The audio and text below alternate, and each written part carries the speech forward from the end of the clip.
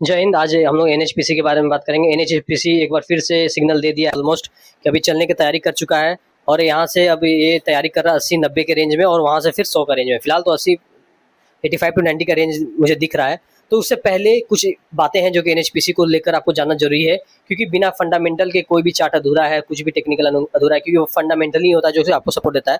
तो मैं direct start करूंगा, कंपनी क्या करती है वहाँ से लेकर स्क्रैच से सब कुछ एनालिसिस करेंगे इन डिटेल में। तो कंपनी हाइड्रो इलेक्ट्रिसिटी में है, वाटर से डैम से पानी बिजली जनरेट करती है। ये एनएचपीसी 15 स्टेट में है, 28 इसके पास पावर प्लांट है। 15 स्टेट में 28 पावर प्लांट है इसके, काफ़ी ज़्यादा है और उसमें लीडिंग कंपनी है एनएचपीसी पावर के सेक्टर में। और सबसे बड़ी बात, ये कंपनी अभी अपने आप को डाइवर्सिफाई कर रही है। डाइवर्सिफाई इनसे रिन्यूएबल एनर्जी पे काफ़ी फोकस है गवर्नमेंट का, तो इसने भी अपने आप को उसमें डाइवर्सिफाई करना एग्रेसिवली करना स्टार्ट कर दिया। जैसे कि इन्होंने अभी राजस्थान हो गया, उत्तर प्रदेश हो गया, 2-3-4 स्टेट में सोलर प्लेट काफ़ी बिछा रहे हैं। और सबसे एक इनका इनोवेशन को ये नया स्टाइल कर सकते हैं।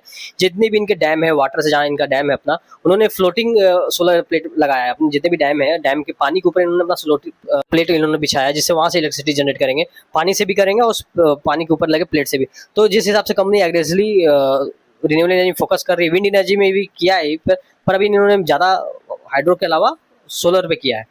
तो धीरे धीरे ये पोजीशन लेना चाह रही है रिन्यूएबल पे, जो कि मुझे लगता है कि आने वाला फ्यूचर काफ़ी अच्छा है, क्योंकि पावर का भी आने वाला फ्यूचर काफ़ी है। जिस हिसाब से world fossil fuel crude oil को लेकर इतना कॉम्प्लेक्स चल रहा है, उस हिसाब से पावर पे ही आने वाला सब कुछ शिफ्ट होगा और ऐसी कंपनियां यहाँ से भी और लंबा दूर जा सकती है। तो एक बार हम लोग इसका मार्केट कैप देख लेते हैं। कंपनी का मार्केट कैप 79,000 का है, डेप्ट 52 करोड़ और रिजर्व 31 करोड़। थोड़ा सा डेप्ट ज़्यादा है रिजर्व के रेशियो में, जो कि मेरे केस में रिजर्व डबल होना चाहिए डेप्ट से। पर आगे देखते हैं आगे फंडामेंटल का क्या हाल है।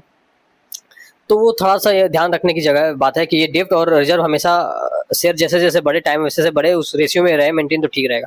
सेल कंपनी ने मार्च क्वार्टर में अगर देखा जाए तो मार्च क्वार्टर में 2800 करोड़ का सेल किया, नेट प्रॉफिट 1500 करोड़ का किया है, जो कि पहले 5 लास्ट क्वार्टर के मुकाबले काफ़ी अच्छा है। ईयर ऑन ईयर देखा जाए तो कंपनी का net cell all time high पे एक तरह से बोल सकते हैं, 11,000 करोड़। नेट प्रॉफिट भी 4,200 करोड़ का है, 220 करोड़ का लोग, जो कि काफ़ी अच्छा है।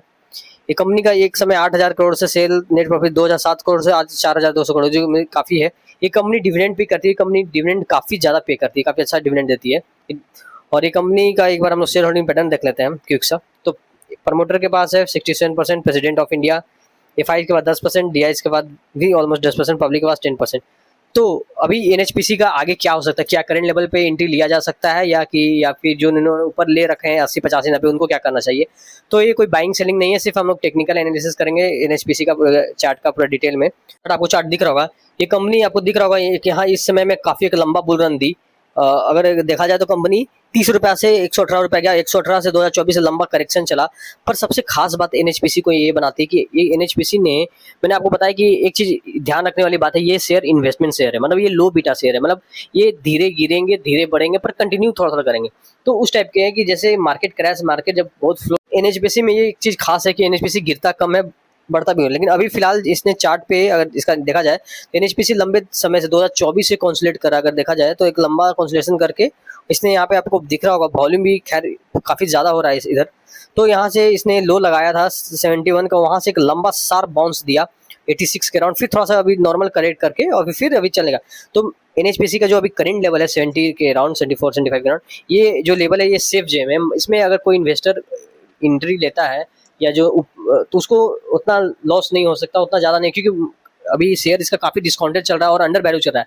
जिस हिसाब से एनएचपीसी का रिजल्ट आया है, अगर एनएचपीसी का जिस हिसाब से रिजल्ट आया, जितना net cell all time high पे है, net profit all time high पे है, डाइवर्सिफाई कर रही है, पावर सेक्टर चल रहा है, तो उस हिसाब से कंपनी काफ़ी अंडर वैल्यू है। और ये मौका मेरे हिसाब से एनएचपीसी में है कि जो आपको यहाँ से ये जनरेट कर सकती है। ये कोई बाइंग सेलिंग नहीं है, सिर्फ एनालिसिस कर रहे हैं, क्योंकि जितना इसने गिरना था साफ इसने बाउंस बैक किया है और यहाँ से एक रेंज बना के चल रही है। तो मेरे हिसाब से अभी जो यहाँ से चलना स्टार्ट करेगी वापस 75 के राउंड से, तो मुझे लगता है 85 से 90 का एक तरफा रन दे सकती है, थोड़ा थोड़ा गिरते पड़ते, फिर 90 पे थोड़ा सा कंसोलिडेट करके फिर वहाँ से चलेगा तो 100 के रेंज में वापस जाएगा। तो ये आपको यहाँ से जाते हुए दिख सकता है, क्योंकि पूरे पावर सेक्टर भी चलना स्टार्ट कर दिया है। तो एनएचपीसी अभी अप ट्रेंड में ही है एक तरह से अगर देखा जाए तो मेरे हिसाब से एनएचपीसी का जो अभी करंट का लेवल है वो अच्छा है। करंट का लेवल में अगर मार्जिन ऑफ सेफ्टी काफ़ी ज़्यादा है, क्योंकि इसका सपोर्ट ही 70 के राउंड है और कंपनी प्राइस है उसका 78, 79 के राउंड है। तो मुझे लगता है ये बेस्ट चांस हो सकता है। मैं ये कोई बाइंग सेलिंग नहीं है। तो और जिन्होंने ऊपर लेवल में बना लिया, कोई 100 पे ले लिया, 190 पे लिया है, तो मेरे हिसाब से उनको पेशेंस रहना चाहिए कि एनएचपीसी आपको यहाँ से भी चलना स्टार्ट किया है तो सबसे पहले वहीं टच करेगा, 85 टू 90 लेवल कर सकता है। फिर उसके बाद फिर उसके ऊपर जाएगा। तो मुझे लगता है उनको भी ये मौका मिलेगा, उनको घबराना नहीं चाहिए, बस थोड़ा सा टाइम बढ़ा देना चाहिए। दूसरी बात फिर से मैं बोल रहा हूँ कि ये शेयर इन्वेस्टमेंट शेयर है, ये ट्रेडिंग शेयर नहीं है। ये धीरे चलते हैं, धीरे गिरते भी हैं, पर कंटिन्यू धीरे करते हैं। जब ये बाजार गिरता है तो उस केस में आपको ये बहुत कॉन्फिडेंस देगा ऐसे शेयर्स, क्योंकि ये शेयर्स कम कम टूटते हैं, ये ऑल इनका काफ़ी डिमांड रहता है ऐसे शेयर का। और दूसरी बात, ये कंपनी अच्छा डिविडेंड पे करती है, तो जिनसे इन्वेस्टर को दो तरह से इनकम होता है। तो इनका शेयर प्राइस काफ़ी कम टूटता है, जिससे फंड वैल्यू इन्वेस्टर का कम गिरता है, और जिनसे डिविडेंड काफ़ी देती है। तो इनको ऐसी कंपनी इन्वेस्टमेंट के पर्पज से देखा जा सकता है। अभी जो करेंट का लेवल चल रहा है खास करके, वो लेवल काफ़ी अच्छा है, काफ़ी अट्रैक्टिव है। ये सेफ जोन एक तरह से कहा जा सकता है। मुझे नहीं लगता एनएचपीसी इससे ज़्यादा नीचे जाएगी, और ये लेवल मुझे सेफ है। जो ऊपर भी लोग बने उनको भी एक मौका मिलेगा फिर से वापस, क्योंकि अभी ये दोबारा जब उठ रहा है, ये दोबारा जब वहाँ जाएगा, क्योंकि पूरे पावर सेक्टर में आग लगा हुआ है। पूरे पावर सेक्टर में मीन्स काफ़ी एग्रेसिव शेयर्स भाग रहे हैं, और एनएचपीसी क्योंकि लो बीटा शेयर है, ये भी चल रहा है अपना चाल।